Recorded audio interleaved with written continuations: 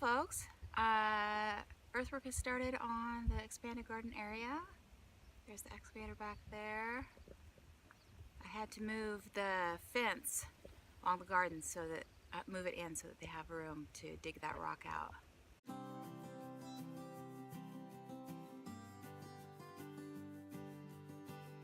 Okay, this is my first look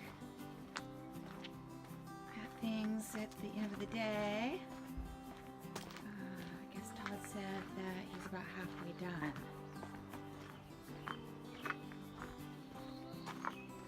Wow.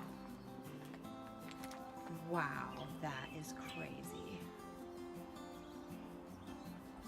So what that is, you guys, is he's spread all of the gravel out here, and already in the back he's got a load, gosh, it looks like more than a foot of soil, and then he's put sand on the top there. You know, we have kind of this naturally clay soil here, and so it'll be nice to get a little bit more drainage there.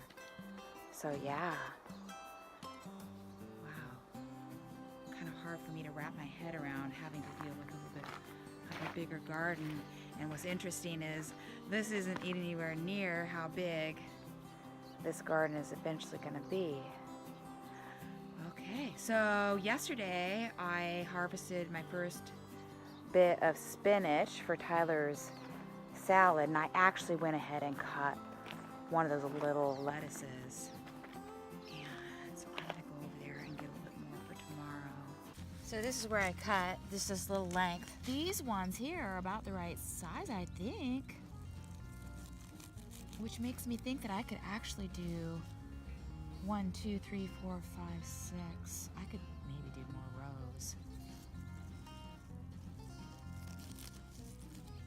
I'm gonna cut a little, so this is the lettuce I cut before. I'm gonna cut a little red one right here. These lettuces are awesome. They're just not very big, like with everything growing out here. Oh boy. What do you think, guys? New shiny garden. This is day 2 of earthwork. And Todd had to spend a lot of time digging a bunch of this gravel in the front out and moving it because we just ended up with too much gravel and rock. And then he's actually brought a little bit more soil in and sand. That's looking awesome.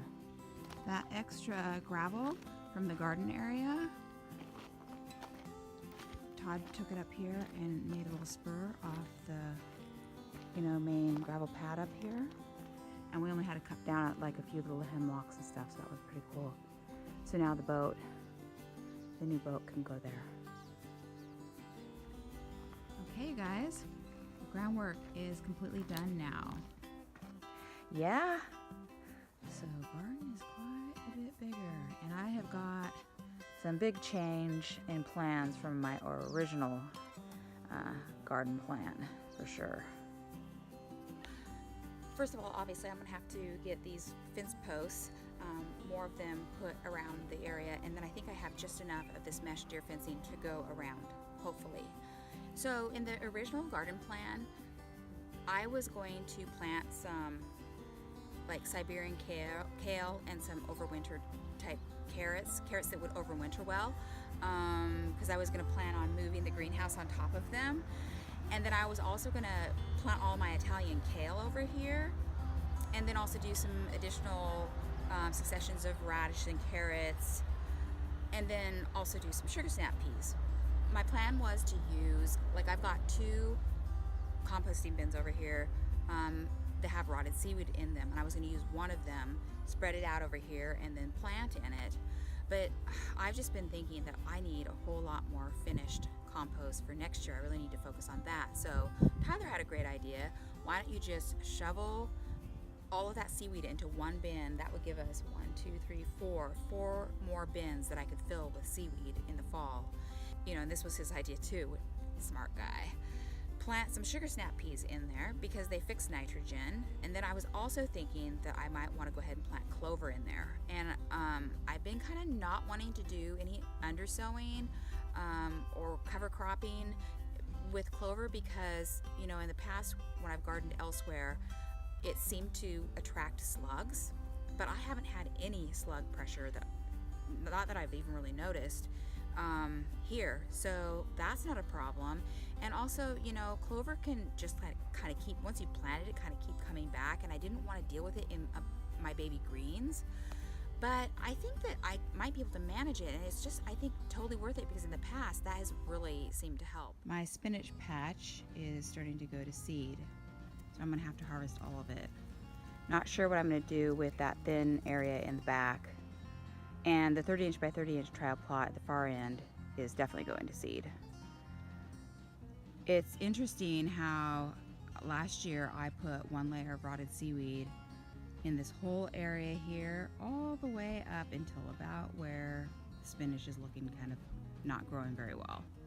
And then I put a whole nother layer of rotted seaweed on this year, the whole garden, and tilled it in. But this area that got the double seaweed, I think, is what's doing best. And I don't know that liquid seaweed slurry that I made much of a difference at all. See if I get a second cut, unless it just bolts right to seed. Okay, so we've got partial shallow box of spinach, and all of the ones in this section I cut off, and I just left those straggly ones over there. You see kind of, I think, the same pattern with the lettuces. The ones on this end are better, and as we get into that probably less nutrient dense soil, the lettuces are smaller. So it's really hard to tell, because I've got the green sweet right here, the red sweet right here, and the green and the red insides over there. But I don't know, like, oh, which one will I like better, which one grows better, because the soil is different. A couple of weeks ago, I took time out from the garden to go out on a boat ride. This last winter, Tyler worked with Chuck to build this 20-foot aluminum skiff, and it's really a riverboat, and we'll be taking it up the Stikine, but we needed to take it out and break in the motor. I'll be putting out a video shortly with this trip out to Chichikov Pass, and it also includes a ride out along Zimovy Highway, which is on the waterfront.